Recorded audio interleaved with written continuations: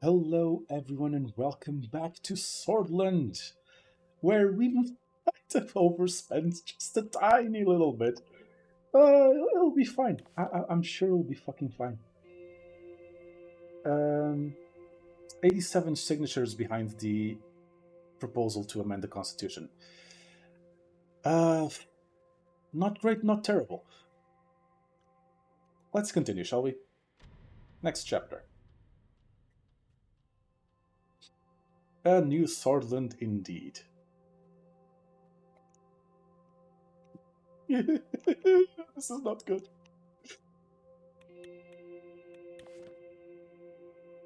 Magnolia offshore drilling. Unified object spotted close to unidentified object spotted close to Canali border. That sounds like their problem. Military equipment updated. I just gave you more money. Education in rural areas require improvements. Yes, again, I just threw money at the problem. Fix it. Massive network of VFF priests discovered. Central bank releases strong budget deficit warning. Yeah, not good. Banfi regional airport overcrowded. Okay, should probably expand that. Okay, WRA. More budget, more money spending, more. Yes, great. Fuck's sake. It's fine. It's gonna be fine. It's gonna be fine. It's gonna be fine. Sure. Let's allocate budget to the police. Let's see what this gives us. I didn't invest in the police or the military last playthrough, so I don't know what options I actually have. Uh, and also, they might have actually added options in Suzerain 2.0. So, I was in my office reading reports from the ministries about the current situation of the protests. My next scheduled meeting was about the law enforcement budget with Nia and Leleas. I heard some knocks on the door. Nia entered and took a seat in front of my desk. Leleas was absent. Good morning, Mr. President. Leleas will be late. Apparently, there was an urgent matter at the Ministry of the Interior she had to attend to. Shouldn't take long. What urgent matter? She said something about supply distribution for the police forces, nothing major. I returned to my reports and Nia smoothed back an errant strand of her hair. There was an awkward silence. While we wait, why don't we have a little chat? Of course. This might come off as a little strange, but I am proud of you. Thank you. Despite everything, you are actually trying to reform the country. It's we, Nia, not me. I couldn't do anything of myself. By myself, so no, I am proud of you. Well, thank you. You certainly have a way with words, don't you? Well, I became president. Yes, I won't be president otherwise. No, words are just words. Actions are what's important. And you seem to be doing well at both so far. Pros are cancelling out the cons for sure. I mean, let's hope they are. He leaned forward. How are we really holding up, Anton? Being the president, I mean. Uh, it's the hardest thing I've ever done in my life, but it's also the best thing I've ever done in my life. I can imagine so much responsibility and so much power at the same time. I want to assist you and the country as best as I can, and to do that, I have an idea. We need to eliminate the worst problem we have: corruption. And how do we do that? It's high time old guards in the Supreme Court stop holding the country in the palm of their hands. That's why I want you to form a new unit, the Anti Corruption Police. That's my idea. Sounds like an excellent idea. I'm glad you agree. I'm still figuring out the details myself, but right now, but think about the possibilities. Also, one more thing about Luleas. I wouldn't trust her if I were. Yeah. Uh, I trust Luleas as far as I can throw her. She barely finished the sentence before we heard a knock on the door. Nia almost jumped in her chair. Leia Croft entered the room. Mr. President, Nia, I hope that I am not interrupting your conversation. Oh, not at all. We were just discussing a few things. Nia smiled at Elias. I'm sorry for being late. There was an important matter at the Ministry. The security forces of Bergia are arbitrarily not cooperating with my department and created some minor annoyances. Unfortunately, due to my limited authority in the special zone of Bergia, I cannot control their operations. Luckily, they didn't completely botch their task and actually uncovered a large network of priests that are recruiting Bergians for the Bloodish Freedom Front. Uh, Good. Do your best to keep the miscommunication with the governor's forces to a minimum. We need to take the war against terror seriously. I mean, this sounds very significant. Do you want to explain more? The issue is a miscommunication about an ongoing investigation inside Bergia, but as I said, it didn't affect the result in a negative way.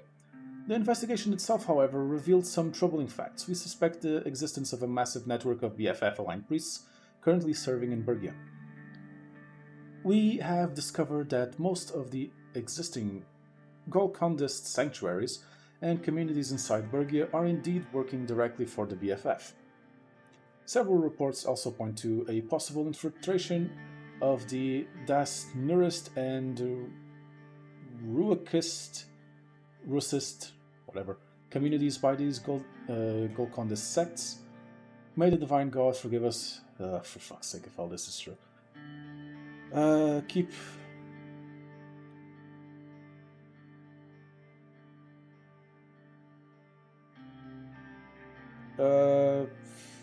Swearing news, keep following the lead. We cannot let these sects divide our society.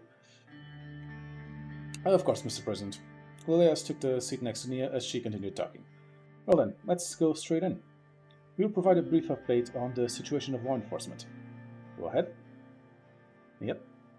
The Ministry of Justice and the Supreme Court is working in close collaboration with the Ministry of Interior to address the protests in the country. I must add that thanks to the hard work of our judiciary, the law enforcement forces assigned to my ministry are doing their jobs efficiently. I would call the success of our forces on the ground not due to the judicial branch of our government. Sorry. Leia shot Nia a brief, withering glance. As expected, the budget increase has boosted morale for the employees in the law enforcement agencies. In these dire times, my people and Nia's people are especially delighted.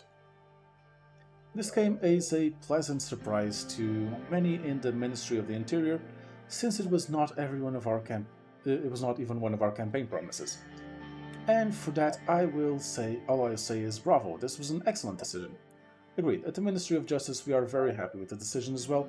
The backlog of the court cases are dwindling, and we have started to fulfill the needs of the current situation. Certainly a step in the right direction. Of course it was the right decision. I made it. No. But thank you, I'm glad you approve. You nodded. Of course. Well then, let's move on to what we're actually here for.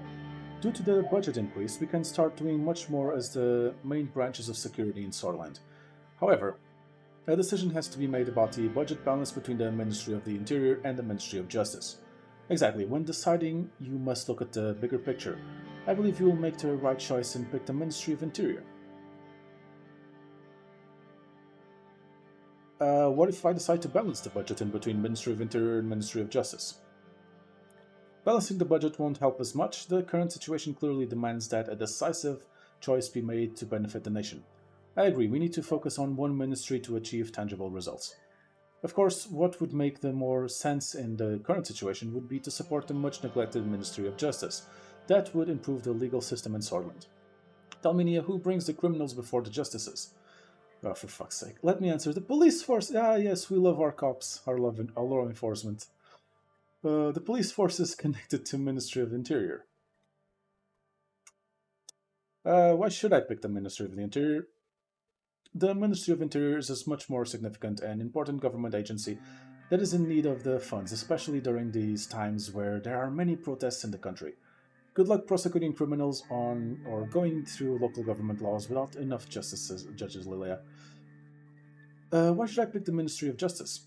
Each day, the stacks of legal cases are piling up for judges. Cases for corruption and criminals are delayed due to a lack of funds. This seems to be an organizational issue, not a funding one. The Interior needs the money more for the police and local governments. I am ready to make the decision. Fuck the police. What will it be? Elias and Nia lean forward. The funds will go to the Ministry of Justice to reduce the court backlog and improve the justice system. Bad decision making. Fuck off. The right choice. It was time for the Ministry of Justice got the funds it needs.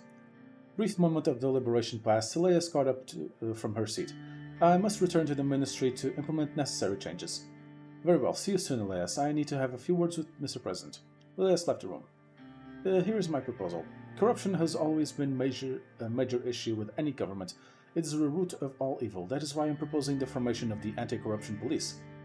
As a sub-branch of Ministry of Justice, the ACP would be given full authority by the Presidency to investigate corrupt government officials and citizens. This would especially come in handy when dealing with corruption in higher positions. The Supreme Court and oligarchs that meddle in politics are just a few examples.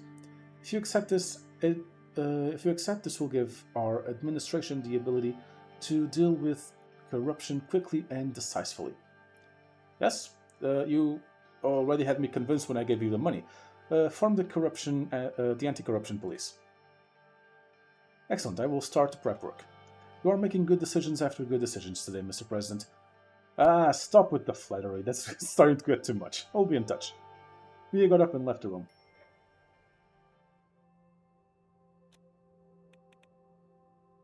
Regional investment decision. -2 government budget, for fuck's sake. We are preparing an extensive regional investment package to revitalize one of our top 3 economic fragile regions by boosting the municipality budgets, providing a large number of business grants, and giving cheap loans to companies with liquidity problems. Let's give it to Bergia. We're already doing the roads on England, and giving money to Bergia might calm down things on the Bloodish front.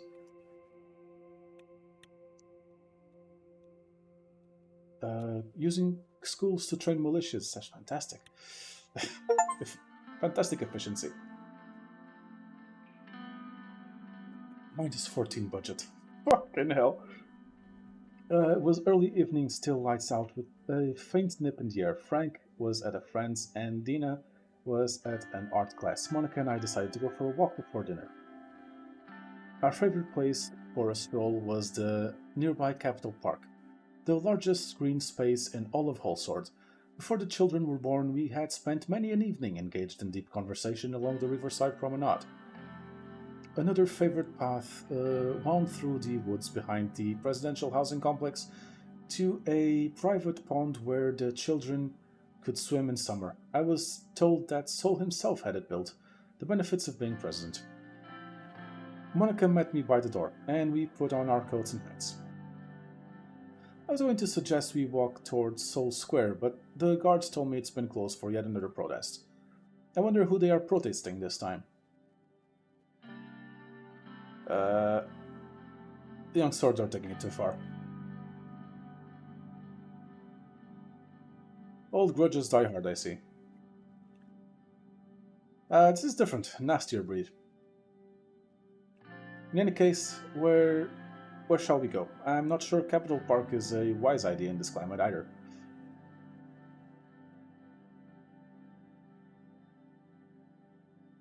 Nonsense. We have our guards. Nothing to be afraid of. Let's go to Capitol Park. Alright, let's go then, before the children get home. I informed the guards about our route, and we left the house. The guards follow us with a black Cadilla, and we exited the gates.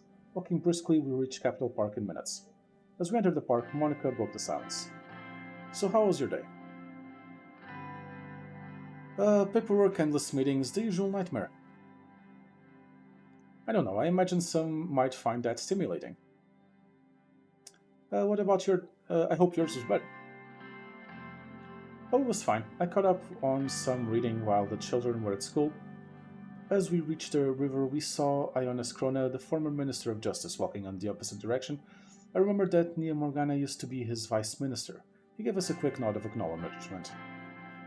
Ionis had once fought hard and strong against Sol's judiciary reforms, but after years of the government blocking his every move, he gave up on his ideals and became a part of the administration. What did our ideals really mean if they could be changed so easily? What about the people we idolize? Evelyn also came around for tea. She says hi. She was feeling rather low, though. Apparently, she and Petter had a bit of a disagreement. Yeah, I think disagreement is the least of your concerns with Petter. Yeah. Petter's in the doghouse again? How'd that happen? Apparently, Petter had too much whiskey and, as usual, didn't behave when Evelyn's father was over for dinner yesterday. You know, Petter, what do you think of this? That's Petter perpetually pickled. I'll have to talk with him. Good. Evelyn seemed close to tears. Aren't you glad you and I don't have these kinds of quarrels? Monica didn't say anything. Ah, fuck. We kept walking.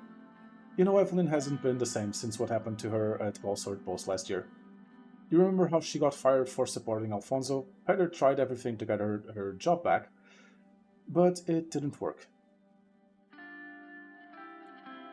Sad day for journalism and free speech in Sorland. I completely agree. Sad day indeed.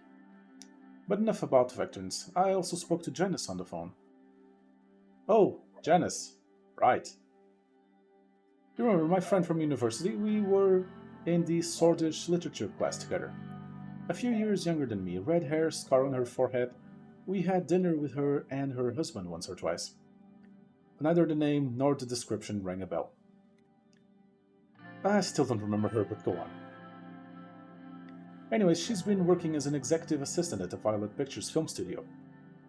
She recently became pregnant and asked her boss for paid maternity leave, and guess what? She was fired for it. After asking for maternity leave, yeah, that's terrible. I know, I was beside myself when she told me, and that's not all. They immediately replaced her with a younger, less experienced man, the son of an executive, no less. That's utterly ridiculous. I'm happy you agree with me. As it happens, another friend works for a television station that's hiring secretaries, so I connected the two of them. It doesn't solve the deeper problem, though. Exactly. I knew you'd be on the same page. Women in this country are still seen as wives and mothers first, human beings second. There are, there's, they're harassed at work, underpaid, blocked from positions of power, and those are the lucky ones. The fact that these are still places in this country where little girls like Diana are denied the right to an education. Yes, and I will do what I can to change that. It can't be just you. These little girls and people like Janice need someone to speak on their behalf, a role model, a successful woman. We were right in front of one of the park benches that lined the river. Monica gestured to it, and we sat down. Which brings me to my point. I know that the mayor of Anrica, Curtin Lesta, will be delivering a speech on the annual opening of the Banfi Festival. I wishes to take his place and deliver the speech instead. Lesta was one of Sorlin's most influential politicians. He had started his career in Banfi before rising to power in Anrica. Banfi's current mayor had personally invited him to make the opening speech. Replacing him with Monaco would likely anger him, probably not enough to cause a huge incident, but enough that he might use his influence over the Conservatives to walk me in the assembly. I want to base the speech on women's rights in Swordsland, on the oppression and discrimination we face every day on the basis of our sex alone. I want our voice heard, and this festival is the time to do it. I just need your blessing as my husband and the president of Swordsland. Remember my time with the Swordish League of Women in university? You supported me then, I'm asking you to support me now. Monica's eyes were blazing with a fire I hadn't seen since we were students. She wanted this badly, but I had to be careful with my promises.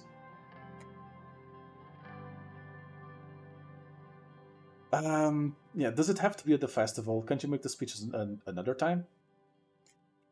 It has to be now. Thousands go to this festival and millions watch the speeches at home. Swordland's women can't wait any longer. Okay, you have my full support always. This is why I love you. Thank you, Anton. You have no idea how much this means to me. Monica beamed at me, her face flushed with excitement. One way or another, I want to contribute to this country, no matter what happens. We are not weak, Anton, but we are only strong as long as we stand by our ideals. This was why I had married her. This passion and resolve, I should have anticipated that sooner or later she would join me in the political arena. We rose from the bench and started making our way back home. Otherwise, we'll end up like Ionis Krona. Exactly. He backed down on his ideals, and now everyone knows him for what he actually is. At that moment, we passed Ionis Krona again. He was on a nearby bench, taking a smoke after his own walk. Monica plastered on a big smile and greeted him, then turned back to me. Spineless. Cold. If that was how people remembered Ionis, how would they remember me? Whatever he had done, whatever ideals he had lost, he must have had his reasons. Would they remember me as a true patriot, a reformer of the country? What would they write about me in the history books? Let's get back to the house for dinner. I mean, I know they'll write about me the massive sinkhole I bore through in the treasury. Um, of course, lead the way. Monica smiled. I believe I will. When we arrived home, I called my secretary Olivia and asked her to inform Mr. Glassday that Monica would be making the speech in his stead. The sun began to set over the horizon, bathing the clouds in shades of orange and pink. Well, the speech is more important than pissing off that guy. Okay, what next? Click on this violence in there. It's not great. Issues on the construction. Fuck's sake. Not again. The H3 highway construction created a second opportunity to visit the seaside town of Lunkirk. Known for its salmon, thousands of people from the city were employed for construction work by the new highway project. But the main purpose of our visit was to resolve the strike that began to endanger the deadline. The mayor welcomed us at his own mansion and took us on a brief tour of the city. We gathered at the city hall. Simon looked a little worried, but Lilius was dead serious. There was also a message of support from the mayor of Arvory, Eric Neal, who was grateful for H3 investments. After dinner, we moved to a meeting room. Simon began. Taurus Holding has reached out to us and requested more funds. As per the report they have sent to finish the highway on time, they realized more capital is necessary due to the new labor laws. Fuck's sake. They scheduled the construction to finish sooner, but Taurus Holding might miss that target with the current trajectory. This is unacceptable. I should have known that a cheaper offer wasn't technically possible. We shouldn't have this issue if we decided to go with SSC instead of Taurus. No, we had a different issue.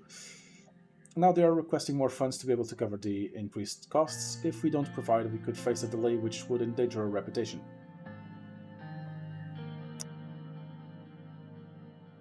Why do they even need the extra money?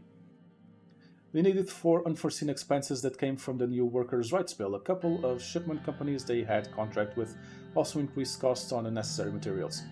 The state must have more control over these construction projects. For the next project, we should appoint a direct manager from the cabinet. One thing is for certain, our administration would avoid working with Taurus in the future and opt for safe choices like SSC.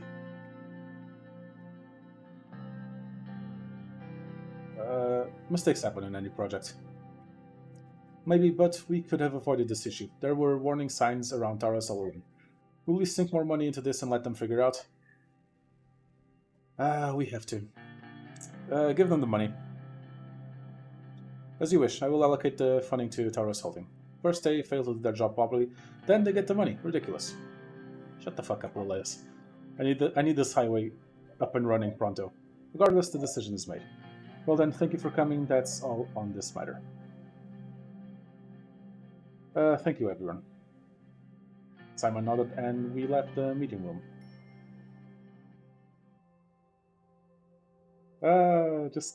Just keep digging. Just keep digging. Young Swords arrested and face terrorism charges. Good. Gazom resumes hiring. Okay, changing the tax system. We were at the top floor of Business Council building, which had a great view of the building, beautiful lash haven. I looked outside from the tall glass windows. The Markian Sea stretched as far as the eye could see, and it was dotted with many ships towards the horizon. Okay, now, we need to tax the shit out of them. They were mostly cargo ships carrying precious goods in and out of Sorland. Tracing back the paths of the ships, I looked at the harbor. Latchhaven is home to one of the largest harbors in the entire continent. Many dockyard workers were loading or unloading the containers. Work never stopped here. The door opened. Simon, Mikhail, and Edith entered the meeting room. Mr. President.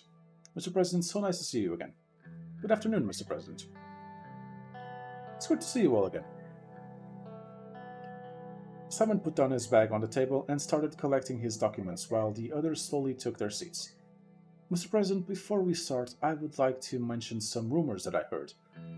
Workers' Rights Act did not sit well with many business holders, especially the first section about the minimum wages. Well, the new taxes are going to sit even worse.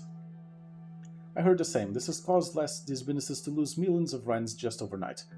Couldn't care less. Unfortunately, really, especially during a recession.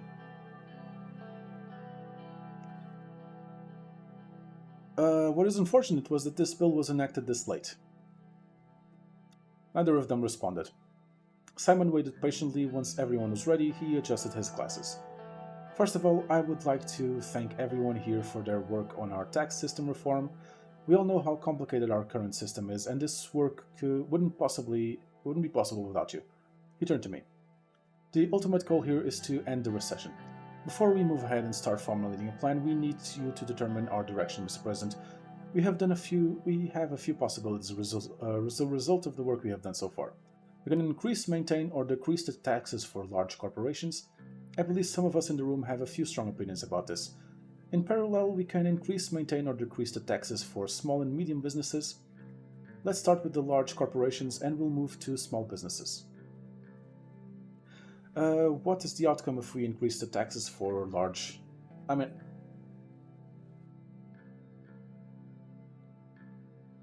what is the outcome if we increase the taxes for large corporations?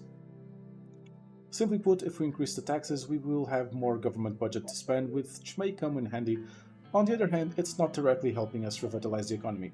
Our government is already in debt. This might be a way to get us out of that debt. I do believe there is one way to get out of recession. It is through the trade and the economic contribution of large corporations. Increasing their taxes will turn them on you. I will go a step further. Increasing their taxes will have disastrous results, and it will make you an enemy of them. Trust me, Mr. President, nobody wants to make an enemy of them. It goes both ways, Mr. Raven. Of course. I'm ready to make a decision. Very well, Mr. President. We want to ensure the economy is on a balanced track as further destabilization might have drastic consequences.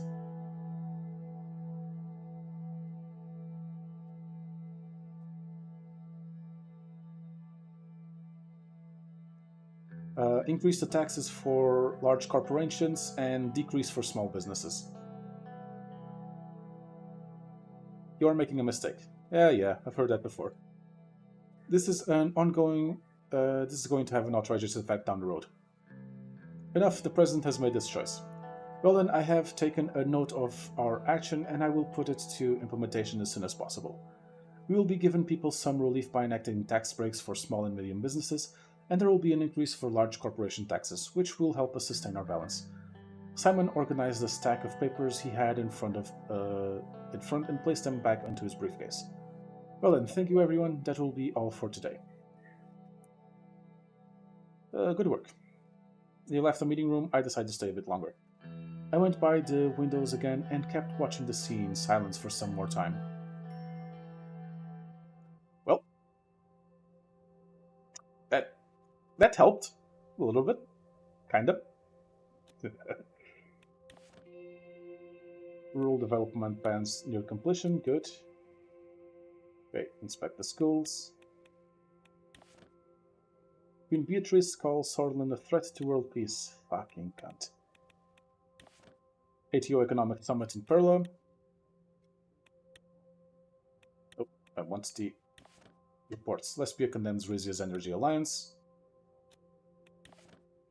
Rizia hails energy collaboration success. But that will be it for this episode. Thank you all so very much for watching. As always, please do remember to like, comment, and subscribe, and I will see you all next time.